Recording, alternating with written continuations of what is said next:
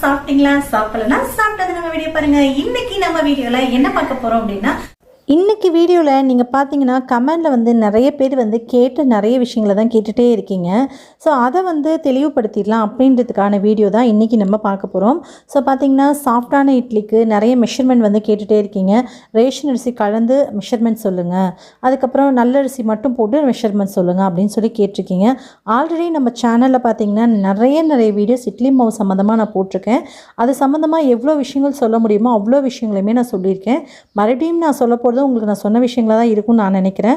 இல்லை நீங்கள் வந்து ஏற்கனவே போட்ட வீடியோவாக இருந்தாலும் பரவாயில்ல, மறுபடியும் போடுங்கனாலும் சொல்லுங்கள், கீழே கமெண்ட் பண்ணுங்கள். கண்டிப்பாக நான் உங்களுக்கு மறுபடியும் அதே வீடியோவை நான் உங்களுக்கு போட்டு காமிக்கிறேன். ஆல்ரெடி நான் போட்ட வீடியோட பிளேலிஸ்ட் லிங்க் கீழே டிஸ்கிரிப்ஷனில் கொடுக்குறேன், நீங்கள் செக் அவுட் பண்ணி பாருங்கள். இன்னும் உங்களுக்கு சந்தேகம் இருக்குது அப்படின்னா நான் ஆல்ரெடி போட்ட வீடியோவை கூட நான் திரும்ப உங்களுக்கு போட்டு நான் உங்களுக்கு டீட்டெயிலாக நான் சொல்கிறேன். ஓகேங்களா? இன்றைக்கி நம்ம பார்க்க போகிற விஷயம் என்ன அப்படின்னு பார்த்தீங்கன்னா, ரேஷன் அரிசியும் நல்ல அரிசியும் கலந்து மெஷர்மெண்ட் சொல்லுங்கன்னு சொல்லி கேட்டிருந்தீங்க. ஆல்ரெடி நான் வீடியோ போட்டனால இதில் நான் சொல்ல போகிற விஷயம் வந்து அது கிடையாது.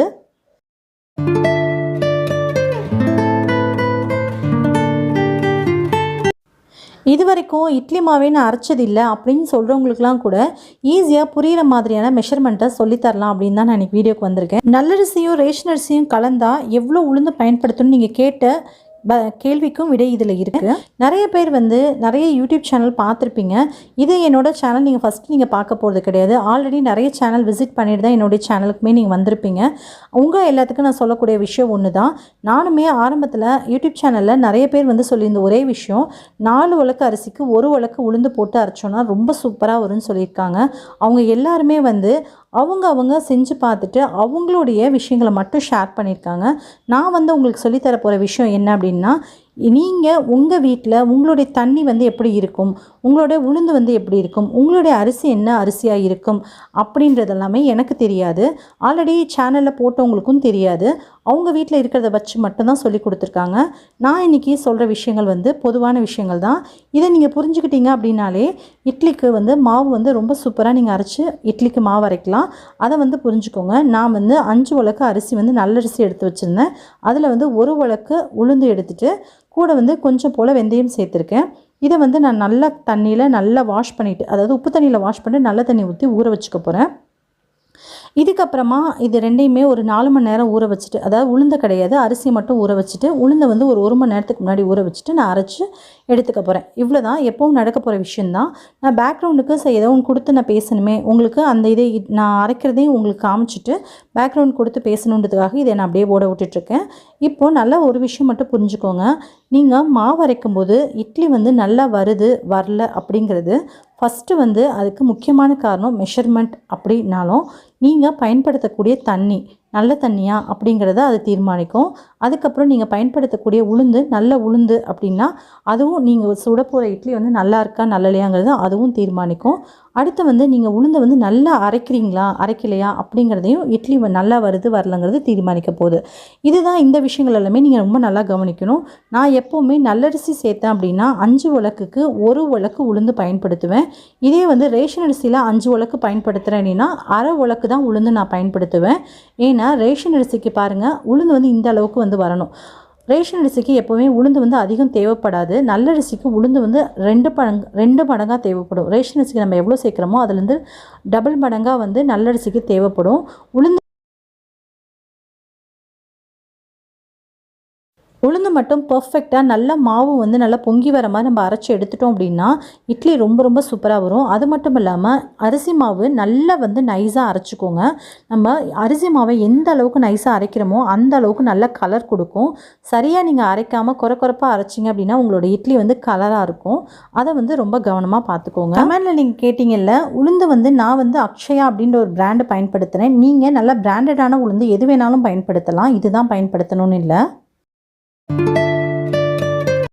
நீங்கள் நல்லரிசி அப்படின்னா உங்களுக்கு வந்து நான் இப்போ உலக்கில் சொன்னேன்ல, அதே வந்து உங்களுக்கு மெஷர்மெண்ட்டாக சொல்லணும்னா 1 கிலோ நல்லரிசிக்கு 150லேருந்து 180 கிராம் வரைக்கும் உளுந்து சேர்த்துக்கலாம். அதே உங்களுடைய தண்ணி இல்லை உளுந்து இது வந்து சரி இருக்காது, மாவு வந்து நல்லா காணாது, இல்லை எனக்கு உளுந்து வந்து நல்லா மாவு காணி பொங்க வச்சு எடுக்க தெரியாது அப்படின்னா தாராளமாக 1 கிலோ இட்லி அரிசிக்கு 200லேருந்து 250 கிராம் வரைக்கும் கூட நீங்கள் தாராளமாக வந்து உளுந்த மாவு உளுந்த பருப்பு சேர்த்துக்கலாம். அப்போ வந்து உங்களுக்கு இட்லி வந்து கரெக்டாக வரும். இதே நீங்கள் ரேஷன் அரிசி பயன்படுத்துகிறீங்க முழுக்க அப்படின்னா 1 கிலோ ரேஷன் அரிசிக்கு 100 கிராம் உளுந்துலேருந்து 120 வரைக்கும் மட்டும் சேர்த்துக்கோங்க. அதுவே அதிகம்தான். ஒருவேளை உங்கள் உளுந்தம்பருப்பு நல்லா இருக்காது, தண்ணி சரியில்லை அப்படின்னா 150 கிராம் வரைக்கும் சேர்த்துக்கோங்க. நல்லரிசியும் ரேஷன் அரிசியும் கலந்து ரேஷியோ அளவு சொல்லுங்கள் அப்படின்னு சொல்லியிருந்தீங்கல்ல, அதுக்கு நான் சொல்கிற ஒரு விஷயம், 1 கிலோ நல்லரிசி அப்படின்னா அதுக்கு 150 கிராமும், 1 கிலோ ரேஷன் அரிசி அப்படின்னா அதுக்கு 100 கிராம் 120 கிராமும் அளந்து நீங்கள் அது மாதிரி பயன்படுத்துங்க. ஒருவேளை நீங்கள் சேர்க்கிற அரிசியில் நல்லரிசி அதிகமாக இருந்தால் உளுந்து அதிகப்படுத்திக்கோங்க. ரேஷன் அரிசி அதிகமாகவும் நல்லரிசி குறைவாகவும் சேர்க்குறீங்க அப்படின்னா உளுந்தை கம்மிப்படுத்திக்கோங்க. எல்லா யூடியூப் சேனலையுமே சொல்லித்தர விஷயங்கள் இதுதான். 1 கிலோவுக்கு 250 உளுந்து சேருங்க அப்படின்னு தான் சொல்லித்தராங்க. ஆனால் அந்த அளவுக்கு உளுந்து நீங்கள் போடும்போது மாவு ஒருவேளை நல்லா புஃப்னு நீங்கள் அரைச்சி எடுத்துகிட்டு நீங்கள் உளுந்து மாவில் கலந்து பார்த்தீங்கன்னா இட்லி சுத்தமாகவே அமுங்கி போயிடும். உங்களுக்கு இட்லி நல்லாவே வராது. ஏன்னு கேட்டிங்கன்னா நீங்கள் உளுந்து நல்லா அரைச்சிட்டிங்க அப்படின்னு அர்த்தம். ஸோ உளுந்து சரியாக அரைக்க தெரியாதவங்க மட்டும்தான் 1 கிலோ அரிசிக்கு 250 கிராம் உளுந்து பயன்படுத்தி அரைக்கணும்.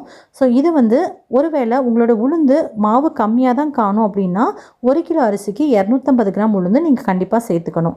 ஓகேங்களா? உங்களுடைய உளுந்து, உங்களுடைய தண்ணி, நீங்கள் அரைக்கக்கூடிய விதம் இது எல்லாத்தையுமே சேர்த்து தான் இட்லி எந்த அளவுக்கு வரும், எந்த அளவுக்கு வராது அப்படிங்கிறது இருக்குது. நம்ம மெஷர்மெண்ட்டை மட்டும் நீங்கள் கணக்கு பண்ணிங்க அப்படின்னா உங்களுக்கு அது சரியாக வராது. ஏன்னா என்னுடைய உளுந்து பிரகாரம் தான் நான் மெஷர்மெண்ட் சேர்ப்பேன். உங்களுக்கு நான் சொல்லிக் கொடுத்த மாதிரி, நான் உங்களுக்கு சொன்ன மாதிரி, உங்களுடைய தண்ணிக்கு ஏற்ற மாதிரி, உளுந்துக்கு ஏற்ற மாதிரி நீங்கள் சேர்த்து யூஸ் பண்ணி பாருங்கள். ஒருவேளை உங்களுக்கு இட்லி ரொம்ப அமுந்தி பஞ்சு மாதிரி ரொம்ப சாஃப்டாக அமுங்கி போயிடுச்சு அப்படின்னா உளுந்தை குறைச்சிக்கணும் அப்படின்னு அர்த்தம். இல்லை இட்லி கல் மாதிரி வருது அப்படின்னா உளுந்தை கொஞ்சம் அதிகப்படுத்திக்கணும்னு அர்த்தம். இப்படி தான் மெஷர்மெண்ட்டை நீங்கள் கால்குலேட் பண்ணணும். மறுபடியும் நீங்கள் என்கிட்ட என்ன மெஷர்மெண்ட் கேட்டிங்கன்னா எனக்கு என்னோடய வீட்டில் என்னுடைய தண்ணிக்கு தகுந்த மாதிரியும் என்னோடய உளுந்துக்கு தகுந்த மாதிரியும் எனக்கு அரைக்க தெரிஞ்ச விதத்துலையும் தான் நான் உங்களுக்கு மெஷர்மெண்ட் சொல்லி தருவேன். ஒருவேளை அந்த மெஷர்மெண்ட்டை நீங்கள் பயன்படுத்தி பார்த்துட்டு இட்லி சரியாகவே வரல அப்படின்னா கண்டிப்பாக அதுக்கு நான் பொறுப்பே இருக்க முடியாது இல்லையா? அதையும் நீங்கள் பார்க்கணும்ல. அவ்வளோதான். இட்லிக்கான விஷயங்கள் எல்லாமே இவ்வளோ மட்டும்தான். உங்களுக்கு இதையும் தாண்டி இன்னும் வேறு ஏதாவது சந்தேகம் இருந்தால் கண்டிப்பாக கமெண்டில் சொல்லுங்கள். உங்களுக்கான வீடியோ கூடிய சீக்கிரம் வரும். இந்த வீடியோ பிடிச்சிருந்ததுன்னா இந்த வீடியோக்கு ஒரு லைக் கொடுத்துட்டு உங்கள் ஃப்ரெண்ட்ஸ் அண்ட் ஃபேமிலியோடையும் ஷேர் பண்ணிக்கோங்க. அவங்களும் பார்த்து பயன்பெறட்டும். பிடிச்சிருக்கோம் அப்படின்னு நினைக்கிறேன். பிடிச்சிருந்தா லைக் பண்ணுங்க, ஷேர் பண்ணுங்க, மறக்காம நம்ம சேனல் கவிஷ்கிட் கிச்சனை சப்ஸ்கிரைப் பண்ணிக்கோங்க.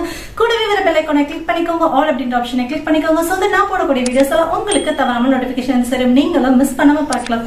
உங்களை இன்னொரு வீடியோல மீட் பண்றேன். பை. தேங்க்யூ.